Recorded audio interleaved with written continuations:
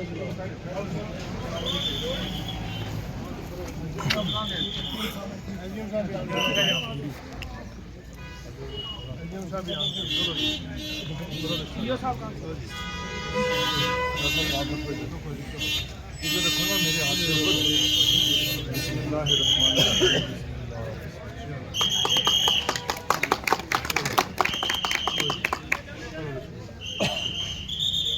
सब आगे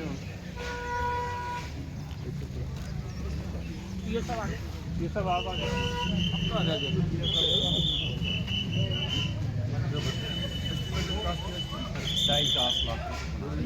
क्या बना रहे हैं आप जो कर रहे हैं ड्राइंग है ड्राइंग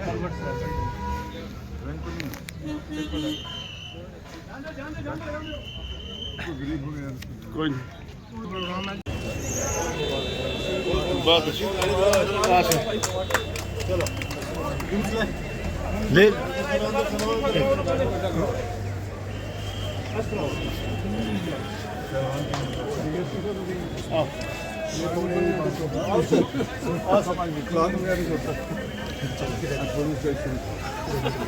ये जो टोटल ये प्रोजेक्ट था ये कोई 2.5 करोड़ रुपए का था। तो इसमें 67 लेन्स हैं और किसी जगह स्लैब डालना है, किसी जगह बाकी जो है ये आज हमने इनॉग्रेट किया है और इंशाल्लाह मुझे यकीन है कि इस साल ये हो जाएगा। बाकी जो रह गया वो अगला जो नेक्स्ट ईयर है उसमें करने की कोशिश करेंगे, लेकिन ये बहुत ज़रूरी था। इसकी विड्थ ये बता रहे हैं कितनी है इसकी, यहाँ से लेंथ लेंथ लेंथ 105 मीटर है।